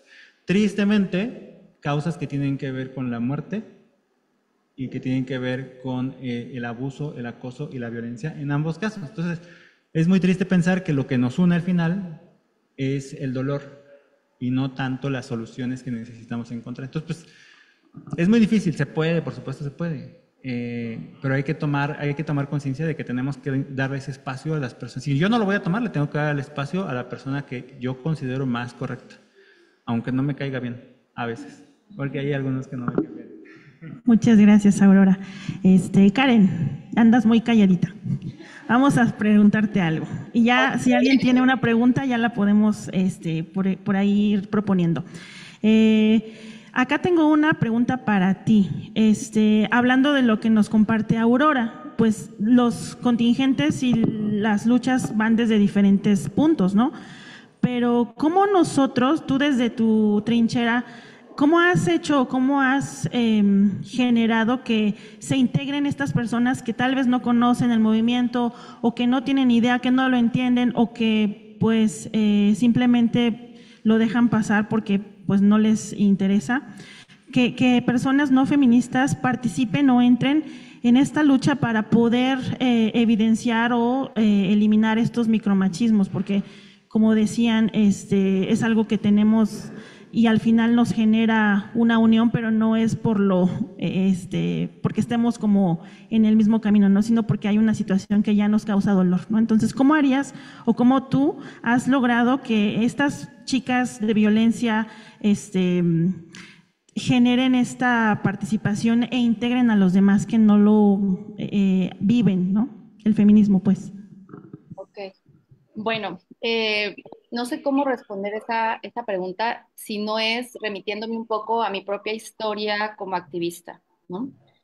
La primera, en el 2014, en el lugar en el que yo vivo, la organización en la que yo milité muchos años, Iniciativas Feministas, convocamos una asamblea feminista en un lugar público después de hacer un análisis. O sea, nos dimos cuenta que en el lugar en el que yo vivo, que es Tuxtla Gutiérrez, Chiapas, no existía un feminismo ciudadano, por así decirlo, ¿no? O un feminismo tan activista en ese momento, ¿no? Después, afortunadamente, esto se volvió, hablo de Tuxtla Gutiérrez, sí existían como algunos núcleos de activismo, pero no específicamente en Tuxtla. Entonces, un poco lo que hicimos con esta asamblea fue hacer como un mapeo de qué tipo de feministas, desde dónde se asumían, cuáles eran sus ideas. Y creo que fue muy interesante darnos cuenta que lo que pensábamos en un primer momento era cierto. Que el feminismo en ese momento, estoy hablando del 2014, estaba como muy cooptado por el espacio institucional y obviamente por el espacio académico, ¿no? La mayoría sabíamos que era el feminismo, pero nadie se atrevía a nombrarse feminista porque pensábamos que para ser feminista tenías que tener tu despacho de feminista en la institución o tu doctorado en feminismo, ¿no? Y si no, tú no podías ser feminista. Entonces, afortunadamente empezamos a notar como a ciertos perfiles de mujeres que empezaban a nombrarse activistas y precisamente se nombraban activistas en esta urgencia de acompañar. Cuando se cerraban las puertas en las instituciones, había un grupo de mujeres que decía, bueno, vamos a acompañar a las víctimas, vamos a desplegar una serie de estrategias que históricamente pues han estado dentro de los movimientos sociales, manifestaciones, plantones, pintas, lo que fuera por llamar la atención. Estoy hablando del 2014, ¿no? Al 2016, no sé si ustedes recuerden el 24A. El 24 de abril del 2016 se convocó una movilización a nivel nacional que fue lo que sacó, digamos, un poco del letargo en el que estaba sumido el movimiento feminista desde hacía ya varios años, es decir, el movimiento feminista no se movilizaba. Estas marchas que vemos ahora, el 8 de marzo, no eran muy comunes antes del 2016. O sea, incluso hay personas que dicen que cuando hacían, el activismo estaba, pero no estaba masificado, ¿sí? No se había democratizado a tal punto que básicamente cada 8 de marzo las mujeres que salen a marchar llevan dentro de ellas el espíritu de sentirse activistas. No digo que todas lo sean, ¿no? Pero van con esta estética que en un primer momento muchas activistas pues mostraron para lograr identificarse dentro de otros movimientos sociales, ¿no? El pañuelo verde, el pañuelo morado, etcétera. Pero bueno, el punto es que cuentan que cuando hacían las madres de las asesinadas de Juárez, hacían caravanas desde Ciudad Juárez hasta la Ciudad de México y siempre las esperaban las mismas personas. Nunca, no existía todavía como decir, este acuerpamiento de colectivas. Sí había algunos núcleos, como ya les digo, donde sabíamos que había activismo, pero todavía se estaba desarrollando esto que ahora vemos tan vital, tan numeroso, y sobre todo también en las redes sociales, ¿no? Esto ya, lo de las redes sociales, yo creo que fue durante la pandemia y gracias a TikTok que muchas personas empezaron pues a masificar más el discurso feminista, ¿no? Y un poco aquí quiero hilarlo con lo que decían de las cuestiones formativas. Yo creo que esos procesos de transformación ya están ocurriendo, ya están dejando algunas, o sea, es obvio que cuando apelamos a un cambio formativo, un cambio educativo, no lo vamos a ver reflejado en una generación. A veces se ve hasta la segunda generación, ¿sí? O sea, son cambios que porque son muy profundos, a veces tardan en concretarse. Pero ahorita, en estos momentos, yo creo que esta crisis que dicen que está viviendo la masculinidad, esta crisis de soledad masculina, que también, bueno, lo pongo entre comillas, ¿no? Yo creo que obedece a que en las mujeres ya hay un cambio de paradigma muy profundo, ¿sí? En muchos sentidos. Y aquí los que se están quedando un poco atrás, pues han sido efectivamente los varones, ¿no? Pero también no tomemos en cuenta que el feminismo o sea, el feminismo como un aparato crítico o como un aparato institucional, o sea, ya tiene bastante tiempo en nuestra sociedad. O sea, el Instituto de las Mujeres de México se fundó en 1999, ¿sí? Ahorita como que ya está más presente, pero bueno, tiene 30 años casi, bueno, 25, 26 años, todas estas herramientas jurídicas que en un primer momento también nos hablarían de un avance social, ¿no? En el 2015, con estas reformas de la paridad, antes del 2015, cuando tú veías fotos de la Cámara de Diputados, de la Cámara de Senadores, eran bien poquitas mujeres, súper poquitas mujeres. Si ven cuántas gobernadoras había antes del 2015, también o sea, era increíble. Y desde el 2015 para acá, o sea, ¿cuántos años estamos hablando? Ha habido ¿cómo decir? Como una avalancha, ¿sí? De cambios profundamente feministas, aunque a veces cueste un poco percibirlos, pero el hecho de que hoy tengamos una presidenta en México obedece a todos estos años de activismo y obviamente a que las mujeres ya se sienten como más partícipes en todos los aspectos pues de esta transformación. Tengo fe que en unos 20 años, ay, yo sé, luego me dicen no seas tan optimista, pero yo sí creo que en unos 20 años ya vamos a ver a lo mejor un cambio muy profundo en nuestra sociedad. Si es que no se acabe el mundo antes y no nos acabamos esto en un apocalipsis zombie, obviamente, pero yo sí creo que estamos educando actualmente a hombres y a varones, a personas con una actitud mucho más grande de la que tuvieron otras generaciones y eso se va a reflejar. Ya se está reflejando en algunos aspectos, pero se va a reflejar mucho más en los años. Y es que empezamos a tener también, porque bueno, ya nada más para terminar, los grupos de derecha no solamente tienen esta facilidad de conectar con el imaginario político de todas las personas, porque es lo que siempre ha habido, ¿no? Jerarquía, autoritarismo, todo el mundo quiere un líder, etcétera, sino también porque están muy bien financiados. O sea, nuestros discursos serían más potentes, pero nosotros no tenemos ni el tiempo libre que tienen ellos para hacer activismo y que la mayoría somos personas que por eso, porque somos muy éticas, luego tenemos como muchos problemas, pues para que nuestros discursos sean, pues eso, financiados, ¿no? Pero bueno, eso sería todo. Muchas gracias, pues por esta participación. Entonces, no sé si por aquí tenemos alguna pregunta para ya acceder al público y que puedan hacerlo directo con nuestros conversadores. No tengan miedo. Hola, hola. Bueno, ya ahora sí ya me escuchan. Bueno, esta pregunta va para Karen. Bueno, yo ya tiene años que yo la sigo y le quería preguntar, porque bueno, ahora está de moda, ¿qué estrategias podríamos tomar todos para estos grupos antagónicos como conservadores y TERFas? Y sobre todo, bueno, y también otro gran problema que existe en el feminismo, que es el feminismo blanco, de que muchas mujeres usan el feminismo para llegar a poder, bueno, a posiciones de poder y que no, y realmente no ayudan a a las mujeres. Entonces, bueno, la pregunta sería, ¿qué estrategias podríamos generar para contra todos estos grupos antagónicos? Eso sería todo. Ok, bueno, esto que voy a decir puede sonar como muy, ¿cómo decir? Van a decir, ¿pero cómo? Pero yo, o sea, muy cuestionable, esa es la palabra, ¿no? Miren, yo no dialogo con ese tipo de grupos. Yo, por ejemplo, veo, o sea, ¿qué quiero decir? Me confronto con ellos, pero de forma estratégica y en ciertos espacios, ¿no? Y dependiendo mucho del lugar.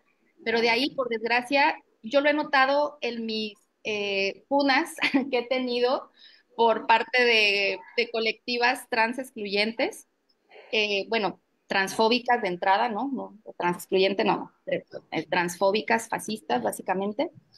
Y la verdad es que lo que decían, ellas te van a ganar siempre porque no tienen el piso ético que tú tienes. Entonces es muy difícil encontrar un punto en el que se pueda dialogar. Yo de entrada, yo no dialogo con ellas, yo nunca voy a los espacios de ellas. De repente me caen en los míos y pues desde ahí intento hacer algo, ¿no? Pero en realidad es difícil. Ellas tienen muchas ventajas. Ellas tienen la ventaja de que no están cuestionando absolutamente nada y no se dan cuenta, ¿no? Como lo que decía la compañera, ellos tienen esta disonancia cognitiva que les hace pensar que que pueden estar buscando justicia mientras están privando de sus derechos y difundiendo discursos de odio contra las personas trans y tú nunca las vas a sacar de esa fantasía. O sea, yo tengo muchos años intentando y la verdad es que no hay manera. También he notado que esto obedece a que muchas de esas mujeres no conocen personas trans, ¿no? Entonces, eso les hace mucho más sencillo deshumanizarlas y convertirlas en una caricatura, porque no tienen ni en su vida cercana, ni en su experiencia, no han trabajado, no tienen afectos hacia las personas trans, y por eso les parece, es tan sencillo a estas personas decir, no, es que son esto y son lo otro, y no deben tener derechos, y bueno, tú no puedes contra eso. O sea, yo digo que contra eso no se puede, yo no me desgasto contra ese tipo de personas, yo en mis espacios, yo lo que trato es de generar un espacio seguro para las personas trans, no solamente en mis espacios virtuales, en mi propia vida, en donde mi mejor amigo es un hombre trans, en donde una de mis amigas también más queridas es una mujer trans. Entonces, no solamente en mis espacios personales, sino en mis espacios virtuales, procuro que sean espacios amables para ellas, y por eso es que yo nunca en la vida, o sea, borro, bloqueo, y solamente que de repente me andan ahí, funando en grupos, ya saben cómo, ni siquiera quiero repetir las formas en las que somos nombradas las feministas que respetamos la vida y la dignidad de las personas trans, ¿no? Porque la verdad es que son terriblemente odiosas la forma en la que estas mujeres se refieren a nosotras, pero bueno, mi, mi postura es, hay que construir con espacios seguros y no darles ni magnificar sus discursos, ¿no? Yo por eso, yo siempre que veo un discurso así, lo bloqueo, lo denuncio y lo bloqueo, ¿no? Y ya cuando me ha tocado estar en espacios físicos, bueno, el diálogo ya es diferente, pero en redes sociales, o por ejemplo, yo a veces estoy en TikTok y me encuentro con un montón de en vivos, ¿no? De gente antitrans, con gente, o sea, yo no creo, y lo mismo me pasa, por ejemplo, con el tema del aborto. Yo tampoco me meto a hablar, ni a dialogar, ni a debatir, porque eso no es un debate, pues, ¿sí? Entonces, ¿para qué darles voz, respuesta, energía a algo que nunca va a ser un debate, ¿no? Por eso es que yo jamás, ay, aquí están en el en vivo los antiaborto con los proaborto. No, no, me parece terrible a mí eso, ¿no? No deberíamos hacer eso. O sea, ellos tienen sus espacios donde gente les llega a aplaudir ese tipo de cosas. Bueno, yo tengo mis espacios en donde jamás le daría voz a ese tipo de personas, ni discusiones, ni magnificaría sus discursos. Entonces, pues eso. No, no sé si me faltó alguna respuesta, pero esa sería como mi respuesta, ¿no? Bueno, es que yo planteé mal la pregunta, era para cuestiones, bueno, es un poco más difícil, lo acaban de mencionar hace rato, para cuestiones políticas, ¿no? Para evitar que esos grupos antagónicos lleguen al poder y pase como en Estados Unidos o en Argentina. Ahora ya están aboliendo varios derechos que se han ganado, entonces como que ese está el temor, ¿no? Entonces, bueno. Entiendo, y es un temor muy fundado y es algo de lo que debemos estar súper atentas y atentos. Miren, Morena está aliado con el PES. El PES, pues, es un partido político muy relacionado con iglesias, ¿no? Entonces, yo sí creo que sin duda hay que seguir dando la batalla en lo electoral, es decir, investigar muy bien que las personas por las que votamos no tengan una postura antitrans, pero la verdad es que se nos pueden colar por todos lados, ¿no? Entonces, no solamente deberíamos estar preocupándonos por lo político, sino también por la respuesta comunitaria que podemos hacer. Y en ese sentido, yo creo que empezar a tejer lazos entre nosotras, entre las personas que somos, pues, que no somos transfóbicas, ¿no?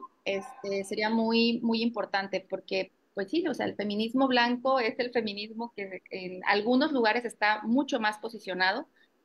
Dentro del partido hegemónico en estos momentos hay muchísimas mujeres abiertamente transfóbicas y pues sí es preocupante, ¿no? Pero también creo que dentro de Morena hay bastantes aliadas de las personas trans y yo creo que estamos todavía muy lejos. Vamos a ver en el 2000, bueno, en estas intermedias, vamos a ver cómo se configura esas elecciones, en las intermedias que vienen en el 2027, pero estamos muy lejos todavía de ser Estados Unidos, quiero pensar. Quiero pensar, no quiero ser tan optimista porque Dios mío, no, yo en el 2018 me caía de optimismo y no, pero hay que esperar al 2027 para ver cómo se van a configurar ciertos escenarios políticos y ahí ya podríamos decir, bueno, hay que seguir combatiendo el fascismo de forma súper frontal, súper tajante, pero también pues muy estratégico, ¿no? Porque muchas veces estas personas, cuando tú les das mucho foro a sus discursos, se fortalecen. Muchas gracias. ¿Más preguntas, comentarios?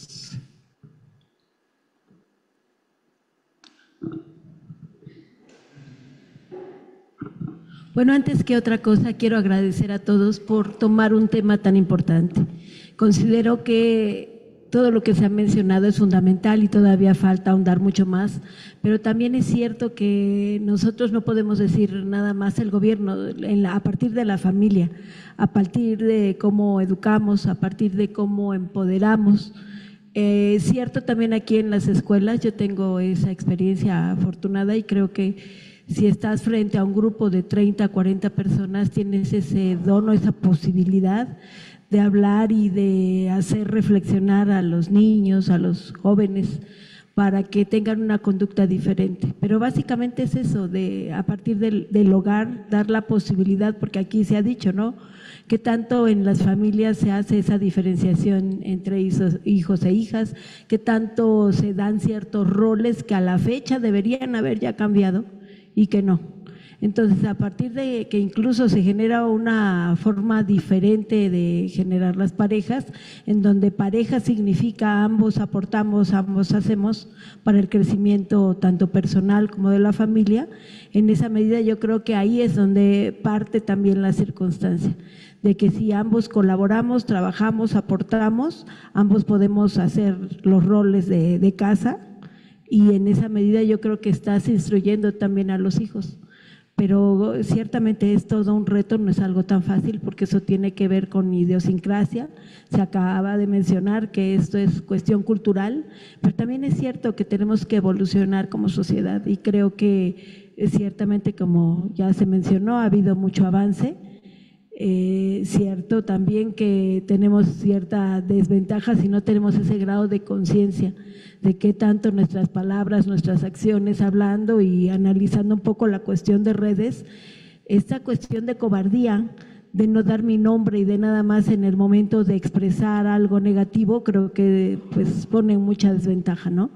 Pero creo que el generar conciencia hacia nosotros mismos, si nos dedicáramos más tiempo a las personas en el sentido estricto de una autoevaluación y de poder ver qué tan capaz soy, qué tanto empoderarme puedo, qué tan inteligente, no sé, es decir, qué tantas habilidades puedo tener, ahí independientemente incluso hasta de género, creo que es muy importante, ¿no?, que a nivel cultural nos dedicáramos más ciertos tiempos para dedicarnos en cuanto a crecimiento personal, habría también un poquito de avance, porque es cierto que de repente nos dejamos distraer y es demasiada la información que hay afuera, que ciertamente nos distrae de algo fundamental, ¿no?, que solamente tenemos una vida, que debemos desarrollarnos, crecer, reconocernos, y en esa medida cuando se logra reconocer al otro y crecer. Entonces, pues tenemos muchos retos, pero les agradezco mucho porque nos llevamos mucha reflexión a casa. Gracias.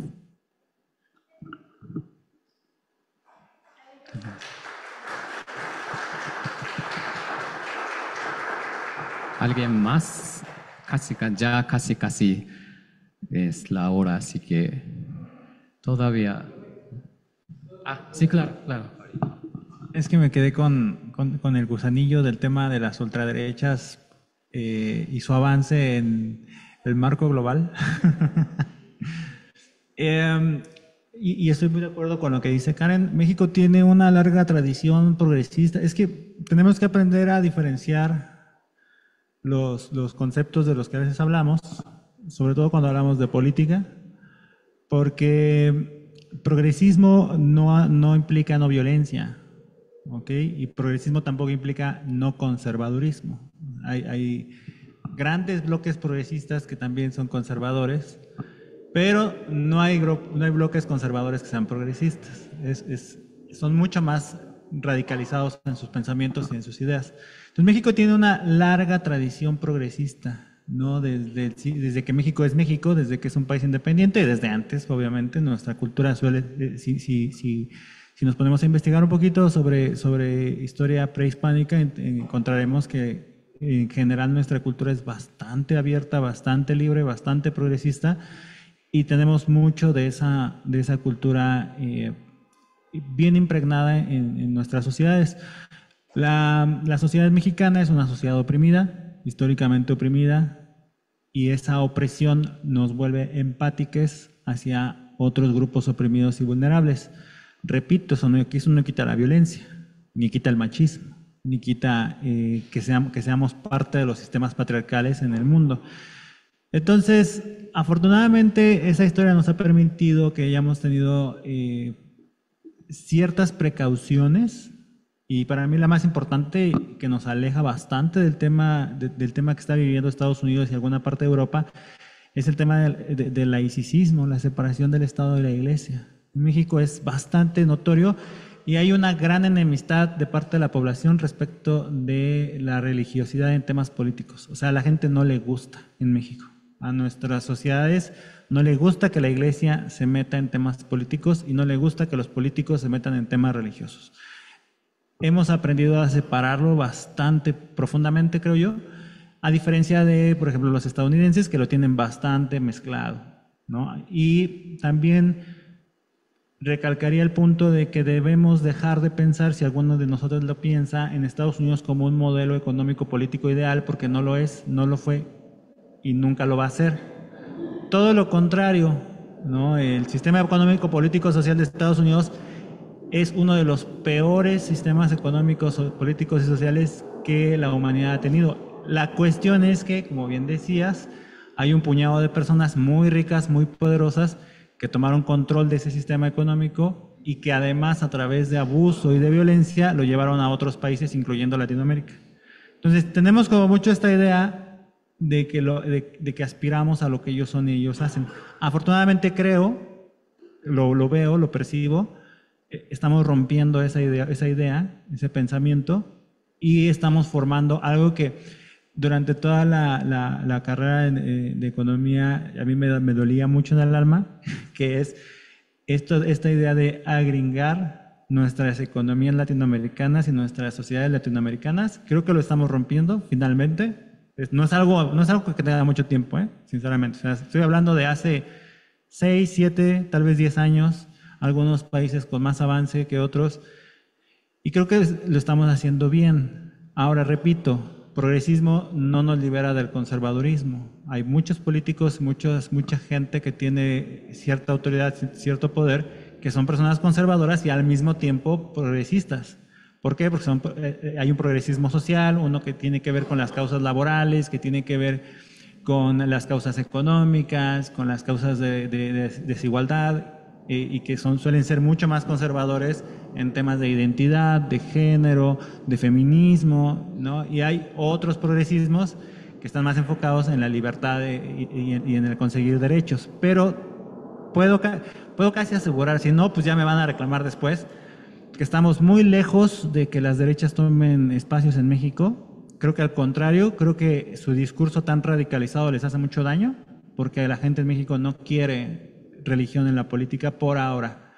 Hay que cuidarlo, sí, pero en este momento, así sean los más, el panista más panista, generalmente te va a decir, no, mejor mantenemos separada la religión de la política, ¿no? No porque la religión sea mala per se, sino porque es esa amalgama la que utilizan como herramienta de poder para ejercer violencia contra los grupos oprimidos, como está pasando por allá arriba, ¿no? En Estados Unidos. Bueno, no está arriba, está en el norte.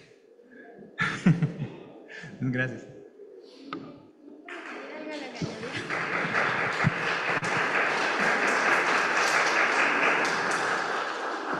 Solo quería añadir algo rápido, que era que también Estados Unidos basa su política imperialista en la conquista más bien en general, generar problemas y desigualdades en otros espacios, en otros países, y así es como se enriquecen. O sea, así llegando, generando problemas, instaurando dictaduras en Latinoamérica. Ahorita el problema que hay en Palestina, ahorita todo el Estado de Israel, no es más que toda esta idea de cómo controlar Medio Oriente, lo que está pasando ahorita en Afganistán, lo que pasó en Libia, lo que está pasando en Sudán, lo que está pasando en el Congo. Es porque, México está lejos de tener un modelo imperialista porque nosotros no basamos nuestra economía en invadir. Y la razón por la que Estados Unidos busca como estos modelos de pensamiento y cómo es que perpetúan este sistema que ellos tienen tan desigual, este sistema de salud tan horrible que tienen, social y todo lo que tienen, es porque su modelo de economía se basa en la invasión y porque es diferente la forma de pensamiento de países que usualmente suelen sacar recursos de esa forma, como Estados Unidos, como es Inglaterra, que son países que ahorita están teniendo como esta regresión, que más que nada es cíclico. Siempre suelen llegar al mismo punto para tratar de, cuando empiezan a tener problemas económicos. Entonces, nosotros solemos tener como diferencias estructurales en este sentido. Y como mencionas, no deberíamos basarnos en esa clase de sistema, porque pues sí, culturalmente estamos oprimidos, nosotros nos manejamos de una forma diferente. Y ya.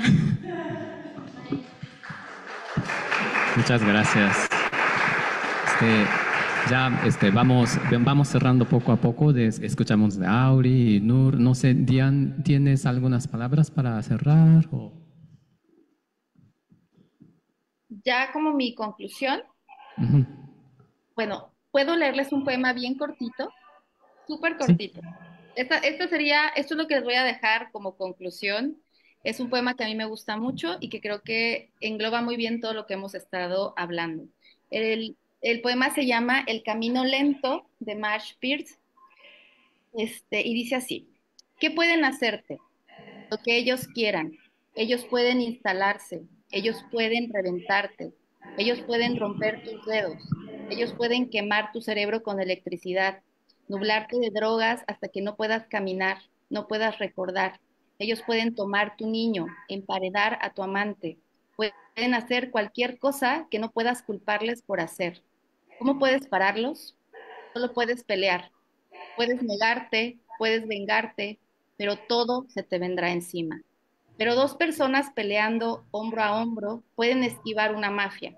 Una fila de personas avanzando de la mano pueden romper un cordón, un ejército.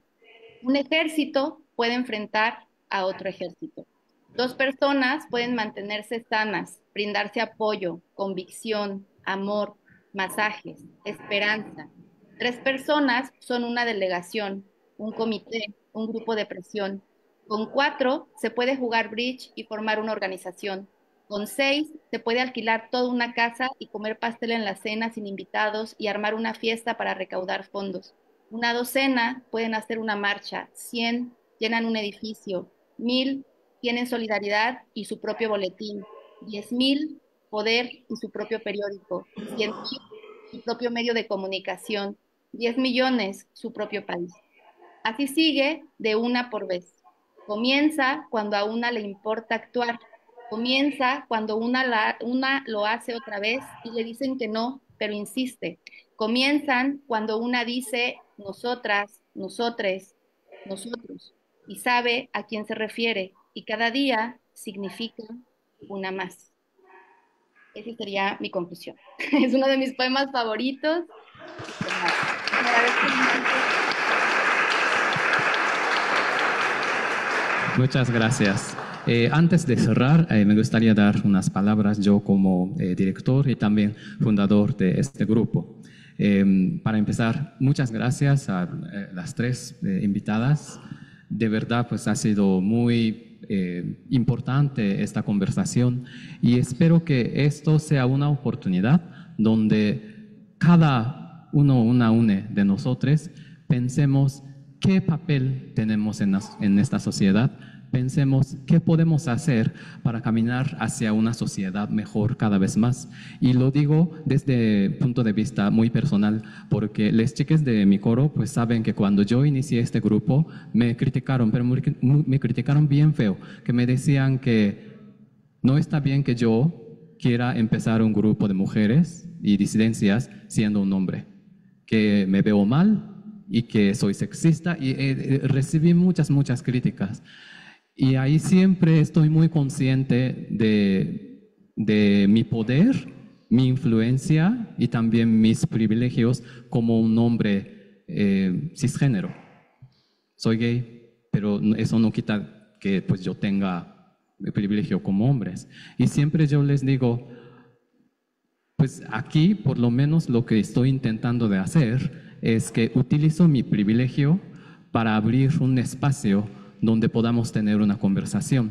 Utilizo mi privilegio para crear un espacio donde podemos cantar y creo en el poder del arte. También arte nos hace sentir algo.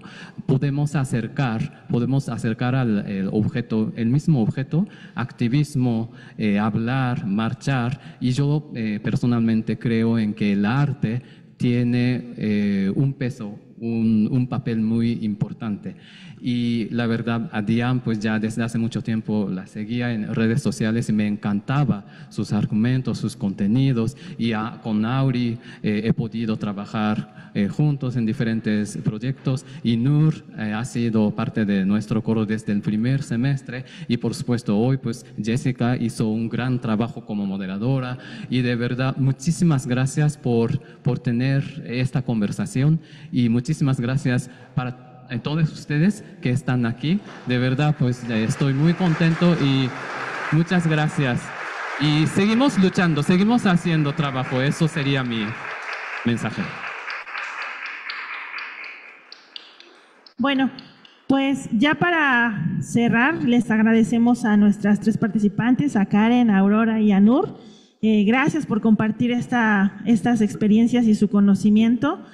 Para nosotros es pues un gusto tenerlas aquí, y pues esperamos que haya sido para todo el público también presente algo que les haya dejado pues un poquito de reflexión, ¿no? O que podamos nosotros movernos hacia lugares más alegres y más solidarios.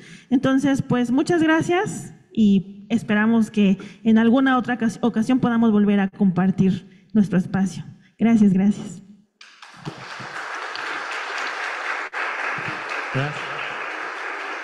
Gracias, Diane.